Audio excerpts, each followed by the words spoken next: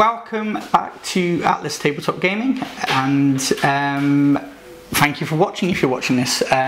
We've been off the air for a little bit now, and that's purely because I haven't had the opportunity to sit down and do anything, and yeah, basically that's really the crux of it. And I thought maybe I should do another video, and it's Sunday evening at the moment and all the kids are in bed, so it's quiet, so I thought, hey, let's do a quick video. So as the title actually suggests, I want to, you know, talk about something that happened this week in our community, in the Warhammer 40,000 community, with Tabletop Tactics and Lawrence in their competitive league, but we'll talk about that. What I'm going to do tonight is, in front of you, I've all of a sudden taken up Age of Sigmar. So tonight, as I talk to you guys about stuff I've been up to in the hobby and my personal opinion on something that happened last week, I will be building a More Tribe Big Fat Cow with two big fat dudes on the back, gribbly gribblies, and I'll build that as I talk absolute nonsense. And hopefully, if you like these videos, it takes you no effort at all to hit the subscribe button and click the notification bell, and that'll give you updates, because we will be producing more stuff going forward. We have invested in some lights, so hopefully you'll be able to see me a lot better.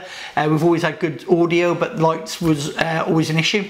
And yeah, so hit like, hit subscribe, all that sort of good stuff, and I will get back to you with the main crux of the video. Cheers guys! So, thank you for coming back and watching the rest of the video after the shit intro, which is brilliant. So tonight I will be building a Thunder Tusk Beast Rider unit from the Ogres. I've built 3 of these so far, and 10 of the small Beast Riders, or what? No, they're not Beast Riders, they're cavalry. I can't remember the name, I'm still learning the army. And obviously with Age of Sigmar Dominion coming out this weekend, I thought it would be a great time to get my Age of Sigmar together. I actually had a game a couple of days ago, well, last week in fact, with a great guy down our club called Matt, and he started showing me how to play Age of Sigmar. I think he was very kind to me. We had an absolutely fantastic game. I really enjoyed playing with the Ogres, and yeah, it was a lot of fun actually. Ogres are really fun. So as I'm looking for the instructions, even though I've built like 4 of these already, I still always need to look at the instructions. The first one I built, I did actually magnetize it, so I could swap it out all over the place. I magnetized the other riders as well, the smaller guys, the smaller gribblers, but yeah, I can't be asked for that anymore, so I'm just going to build them. I got 5 of the big ones anyway, so it doesn't really matter.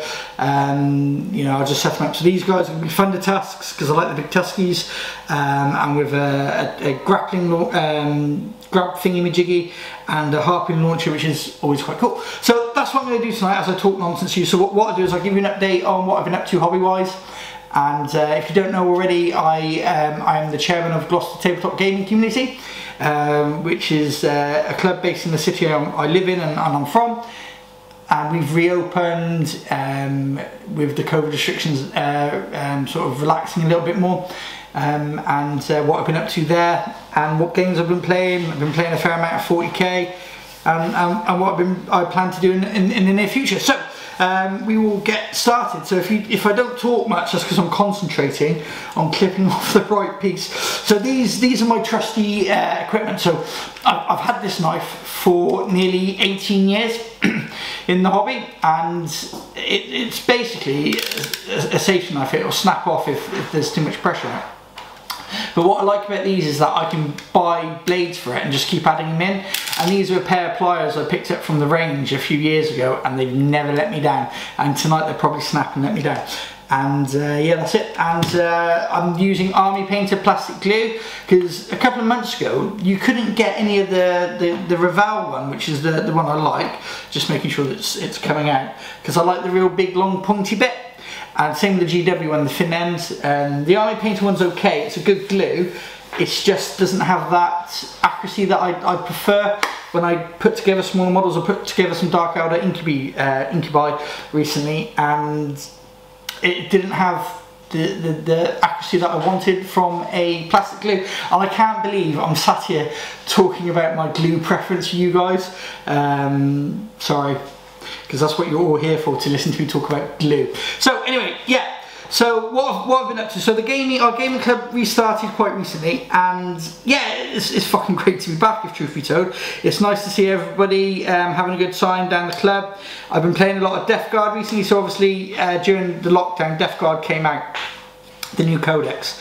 And I've done a few reviews on it in the channel, my favourite list or what have you, and I managed to play a game with a friend of mine in his garage not recently, but just as the restrictions were lifting, and it was a 2v1. I thought that was number 5. There's number 5. And yeah, it was fantastic. I took Mortarion, which was hilarious because he charged a Void Dragon. Because I didn't know what a Void Dragon was, to be honest. I haven't really read the Necron Codex, so a bit of naivety from myself. Mortarion got a first turn charge against him and did alright. I didn't know Necrons had a dirty stratagem that stops you from having an invuln save. So good old Mortarion, no invuln, just as feel no pain. And you know what I actually forgot, guys, and all you Death Guard players out there are going to absolutely laugh at me. I forgot about Disgusting Resilience, that it's a -1 damage thing these days. Which was, yeah, I forgot that, and I took an extra 6 points of damage that I didn't need to, but it's fine. It was my first game with the new codex, so it was all a learning curve. We've all been there with armies. So what I've just done, I've just clicked off 1A from the instructions, and I'm just going to scrape off all the flashing and stuff like that. Yeah, so it was a good game. It was Admech versus and Necrons versus Death Guard. Death Guard are really hard to kill. I thought that was quite funny. Mortarion, my mate fired all his Admech, all the Necrons fired at Mortarion because he survived the first round of combat. The Void Dragon ran off like a little bitch and survived all the shooting, which was quite funny. I enjoyed that. I mean, to be honest though, if my mate had the new codex for Admech, a unit 20 Vanguard would probably have wiped Mortarion off the board without firing all his chicken walkers, all his tanks, using that stratagem. Any falls cause damage straight away, which is just absolutely fucking nasty. But anyway, I digress. So yeah, that was a good first game. It was my first game in a long time, actually, since October. So I was a little bit rusty, which is not surprising.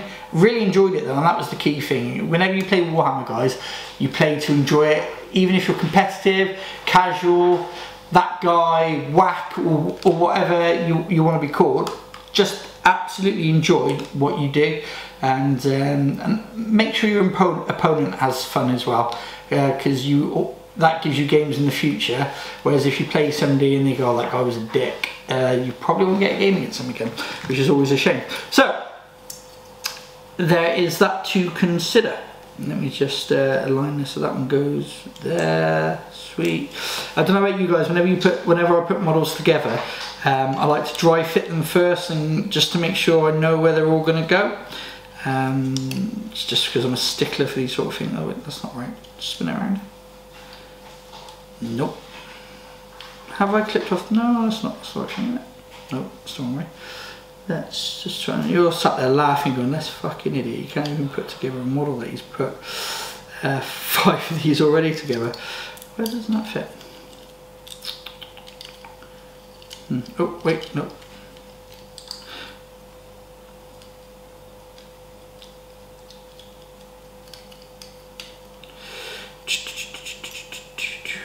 Oh, hello, I think I found it. Yeah, don't worry boys, I got it. It slides in there. I need a bit of green stuff on this one actually. Yeah, there it is, perfect. Okay, so yeah, and I've got these new studio lights, which makes it really, really hot to just be sat here. They're actually quite intense, which is quite nice. I mean, I suppose you get to see all my crevices, as they say. So yeah, that was my first game. I've been not using Death Guard exclusively, but I have played 5 or 6 games now of 9th edition since being able to play Warhammer again down my club, and the majority of the time I have brought my Death Guard, and I've really, really enjoyed playing with them. So in my gaming community we have a WhatsApp channel, which most places do these days, and in our WhatsApp channel we talk about meta a lot in the chat, which is cool. A lot of people like to play competitive games, which is fantastic, and I think that's one of the things I want to talk about on the channel as well. You might disagree, which is absolutely fine for people to disagree with you. That's not a problem at all. But I believe, in my opinion, that Games Workshop is controlling our narrative a little bit too much at the moment. They're really sort of trying to control how we play our games. I really enjoyed 9th edition, not 9th edition, 8th edition, sorry. And I really enjoyed playing games in it. I loved Eternal War and Maelstrom. I've always loved the cards. I think if you've ever played 40k and you've got a average subpar list and you're playing Maelstrom, you stand a chance, because it's so random what you can get. You absolutely could stand a chance of winning the game no matter what army you're with. Especially in 7th, when I used to play Dark Elder a lot in 7th edition, and you come across Tau, Riptides and Necrons. Maelstrom really helped, and I always developed this thing to play the mission in front of me and do the best I could. Most times that sort of allowed me to win games and do it okay. Not all the time. Sometimes I would get absolutely spanked and wiped off the board, which is never fun, especially if you've ever been on the sort of receiving end of that. You'll know what I mean. It's not always fun to have that happen. But yeah, I absolutely digress, and as Kelly would say, I waffle. Isn't that right, Kel? Yeah, she's not going to say anything because she doesn't want to be on her voice on camera. On audio. Anyway, so I do have a tendency to waffle. So yeah, I think Games Workshop absolutely are trying to control how we all play Warhammer 40,000. And what I mean by that is, have I lost a piece already? No, number 4. Is they've sent out the packs for their tournaments, which is fine, I get it. At their events you must follow their rules, not use 3D printed models unless you've designed them absolutely yourself and you haven't just got an STI or whatever they're called and started printing it on your home computer or your home printer that somebody else has designed and blatantly copied their stuff. That's fine, that's fair enough. Which is okay, but at anybody else's event other than GW, do what the hell you want. As long as the TOs or whatever say you can, that's perfectly fine. And I'm not endorsing people buying all that sort of stuff and China cast, as they call it, and knockoffs, you know, but you do you. I will never judge you for it. And this week as well, they've sent out a pack about how to set up your terrain. I've been playing Warhammer for 20 years. In those 20 years, I think I've been able to sort of plan out a good board with good line of sight blocking and stuff like that. And I don't need Games Workshop to tell me how to do that. So I tend to do, I won't follow how they say you should set up a board, because I know how to do that and I don't need Games Workshop to tell me how to do that. And I think a lot of people out there will probably think the exact same, which is absolutely fair enough. But going back to what I was saying earlier about Games Workshop making 9th edition more every game is a tournament. So this weekend, my local gaming club, Gloucester Tabletop Gaming Community, we hosted a Warhammer 40,000 tournament, a 40k tournament, 18 players, pods of 6, 3 pods, 1,000 points each, and it was absolutely incredible. The amount of people that we had down there, the diversity as well of the armies. So we had one Durkhari player and a handful of Space Marine players. The rest were all, we had some demons, we had AdMech, we had 2 AdMech armies, we had 2 NID players, myself included. We had a Harlequins player, Necrons, so we had a wide range of different armies, which is really cool.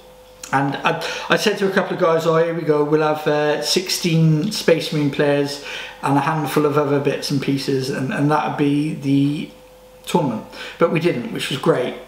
Absolutely fantastic, because it just shows that not everyone's playing Space Marines, which is good.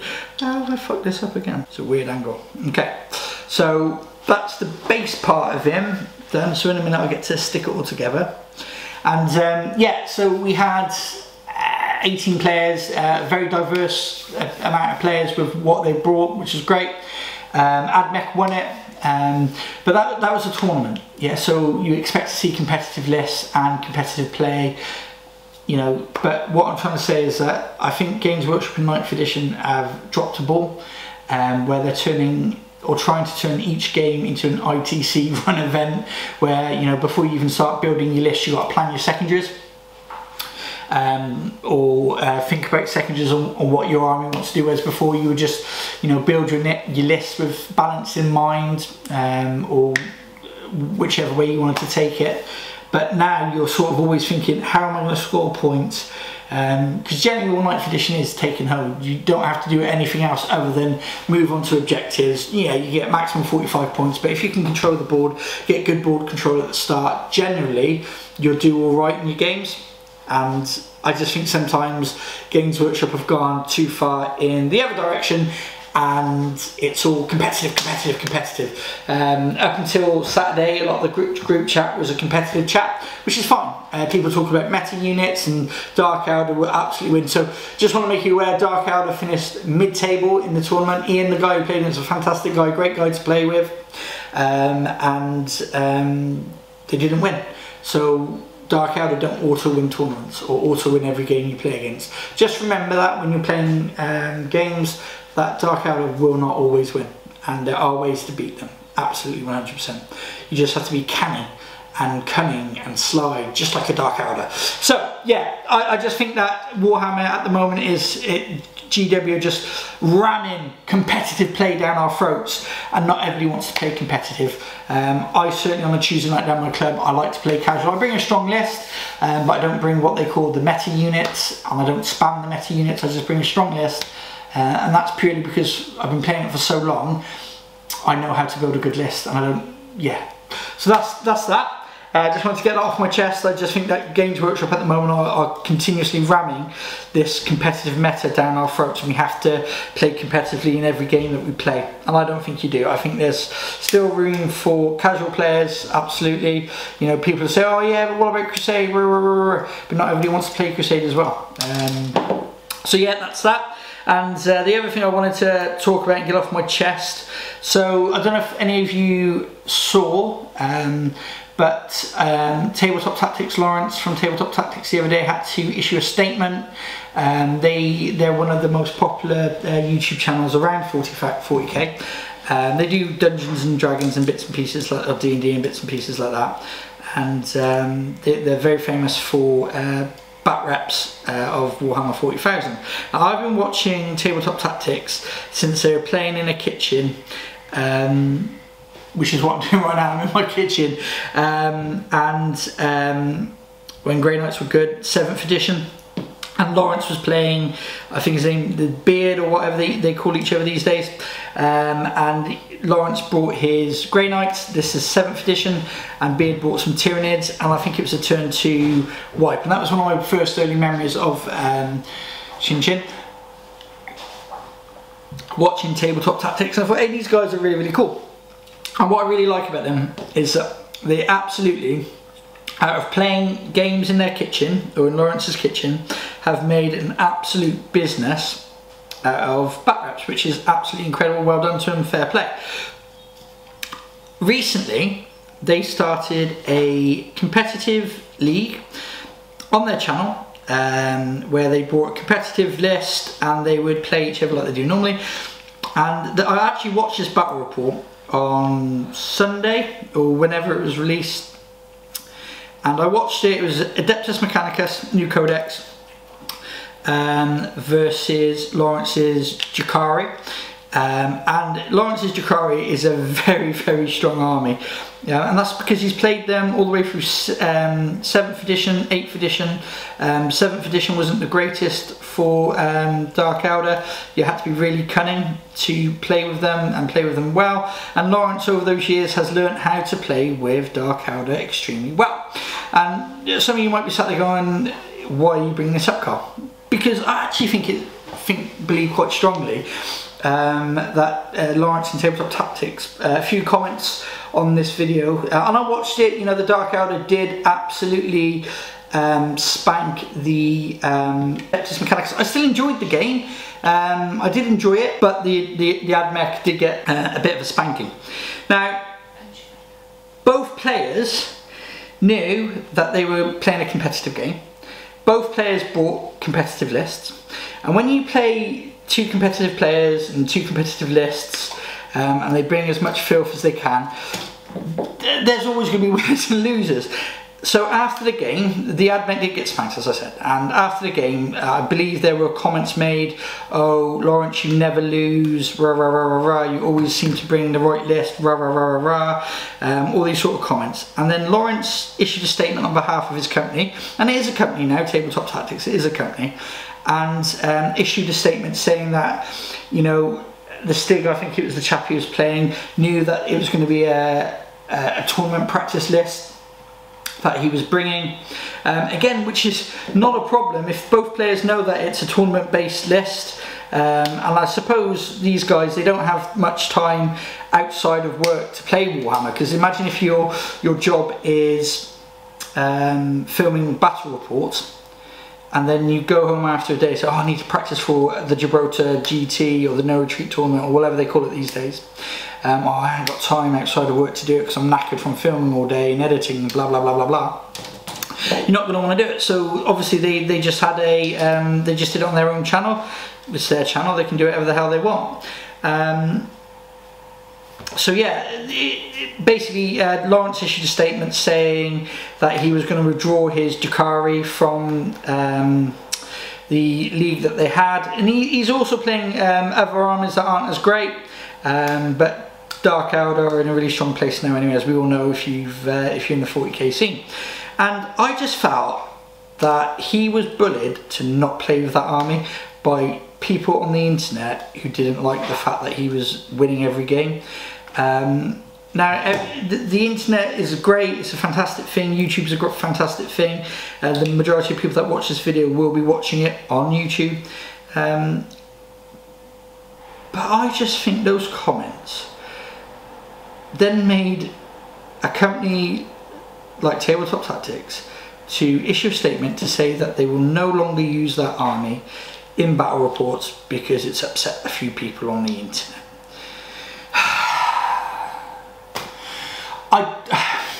That's fucking bollocks, isn't it? Let's be honest. If somebody come up to you in the street and said, I don't like that t-shirt, you go, alright, well don't fucking look at it then. And people have this power. I don't know if you guys know this, but I'll let you in on a little secret. If you don't like something, don't watch it. But you don't have to post comments saying that you don't like it. You can just go, I don't like that, and walk away. You don't have to then go, I don't like that, I'm an internet warrior, telephone tough guy, type, type, type, type, type, type, type. You don't have to do that. You can just go, I didn't like that, I'll walk away. So I personally feel that they've sort of been singled out, and especially Lawrence. Yeah, Lawrence is a very good player at the game, and you have to respect that. He does know what he's doing. The guys on his channel, they're also good players. They're just, I don't think, at the same level as him. Again, which is absolutely fine. Not everyone's going to be at the same level as you.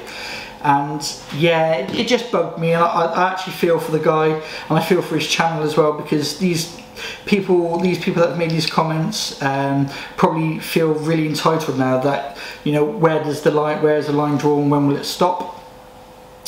And if you don't like it, if you didn't like the bat rep, do you know what? Don't post comments, just go, oh, okay, I didn't like that, so I'm just going to walk away and do something else with my life. And I hope that makes sense to some of you guys out there. Because on our channel, although we're nobodies, we do get some negative comments. Some of the, you know, Neil, love him to bits, and Dale, they're fantastic guys, and they go, well, I want to say something about that. Nah, don't worry about it. Excuse me, COVID. I haven't got COVID, as a joke. And this is what I've done so far. Getting there guys, getting there. And if you don't like it, just forget about it and move on. But some people, like I said, have a sense of entitlement with the internet, and they feel that they can comment. And I will use a phrase. Gloucester Rugby quite recently had a thing where it was called Be Kind. Danny Cipriani used to be Carolyn Flack's partner, and obviously she committed suicide, which was a sad thing. They had a whole thing about being kind, and I think there needs to be more of that in this world. Now, a lot of people that know me go, yeah, but Carl, you fucking take the piss out of everyone.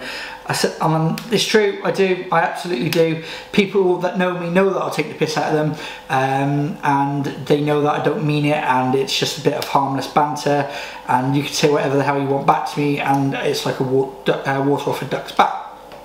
But not everybody's like that. Some people will take it to heart, and I get that, and we all have to just be mindful of that, and just be kind, absolutely be kind. So that's what I wanted to say about that, because I think it's important that I had to get that off my chest, because that's really been bugging me, because I do feel that Lawrence has been particularly singled out there, because he's a good player and he knows what he's doing, and there's nothing wrong with that. So that's that.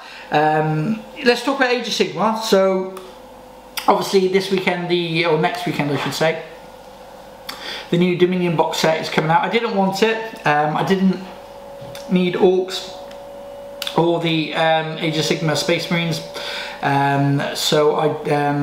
but I will try and get the rule book off somebody on the cheap, just so I can play the game and learn the rules a little bit better, because obviously for me I played 2 games of Age of Sigmar, and both games I've really enjoyed. I do have a Lumineth army upstairs, which I got the £125 box set or whatever it is off a mate. I swapped 2 Lehman Russes for it, or 3 Lehman Russes.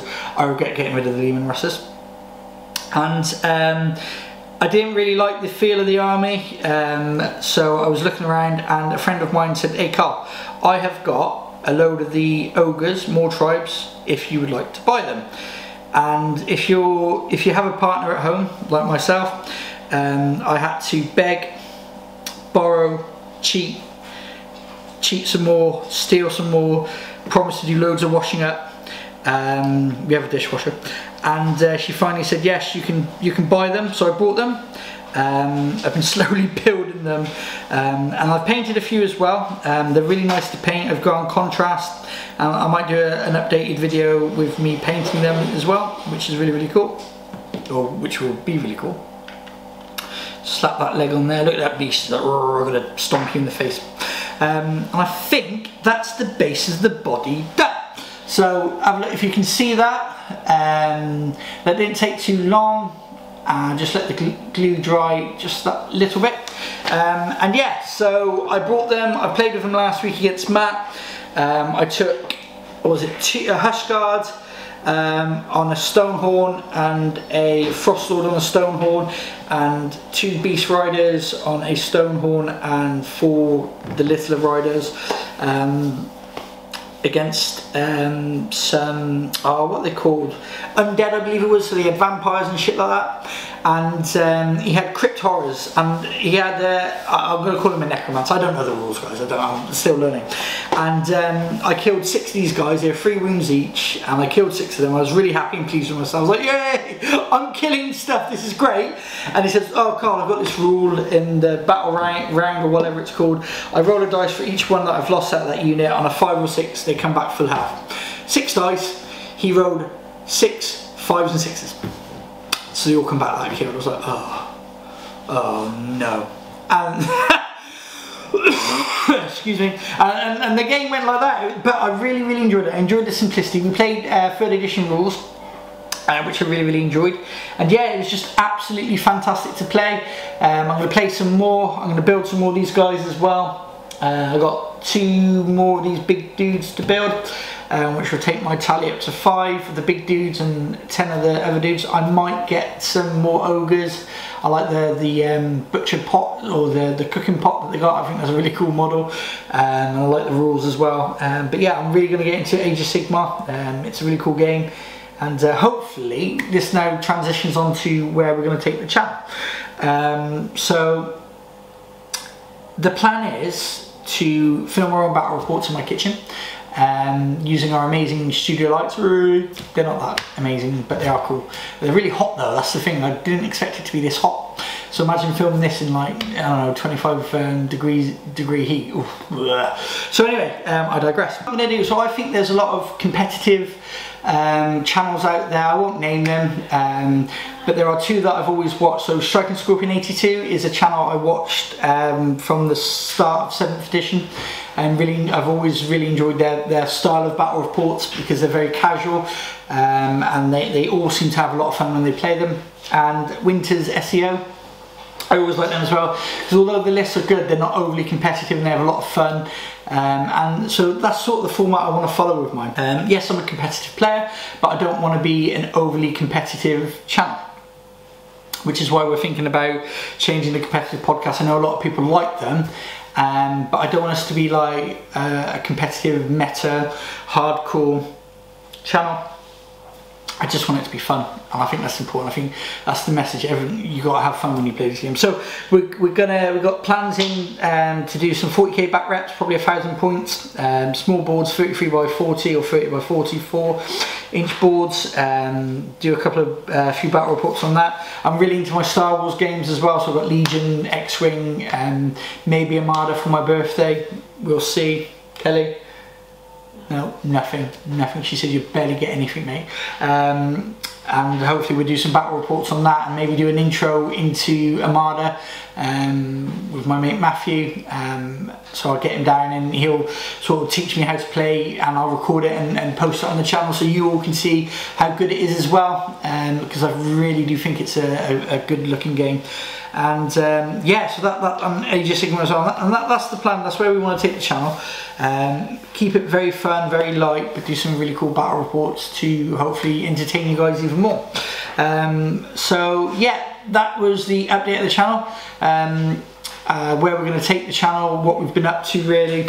I've missed a piece, number 9, Full of Bellend, and hopefully, you know, we get a fair amount of likes and subscribes and all that sort of good stuff. And to you guys, it doesn't mean much if you like and subscribe to something, but to the channel it absolutely helps and makes more people watch this, because I believe how the YouTube algorithm works, the more subscriptions you have, the more likes you have, the more people get to see it on their channel feed or whatever it's called. I'm pretty sure that's right. And yeah, it really does help to get us out there. So you will see more people on the channel. It won't just be my gorgeous looking face. Right, and more guys will be on it, and you'll get to see Dale and Neil as well from the podcast. But yeah, that's it. I just want to give you a brief update. I will be doing a couple more during this week. I might do a so I had a tournament over the weekend. I took my Tyranids, which was a really fun experience. Played 3 games. I lost 1 and won 2. I think in the first game I lost because I faced 6 eliminators, or eradicators, sorry, and I played very passively, whereas the other 2 games I played extremely aggressive, and I had 2 wins from playing aggressive rather than playing passively. I think with Tyranids you have to do that, and what I might do is I might do an overview of the army I took, and the secondaries I chose per game, and how the tournament went. For me, I won't spoil it. I didn't win, but I did okay, and I'll do a little sort of a video of what I took, why I took it, what stratagems I used, and what sort of cohesion I did throughout the game to get synergies off and all that sort of good stuff. But yeah, guys, that'd be it, because I think this video is going to be around about the 30-minute mark, so I'll wrap it up a little bit. Thank you for watching. Hopefully you enjoyed it. Hopefully you can see me a little bit better now, and you can hear me a little better, which is good. And we will be bringing more content to you guys, not as much as what we did, but maybe 2 videos a week. We'll do a hobby update, and we'll do a sort of like a why I take this army or why I take this unit, and I might do some painting videos as well, just to let you guys see how crap I am at painting. So thank you for watching. Please like and subscribe, and I will see you next time. Take it easy, guys. Bye bye.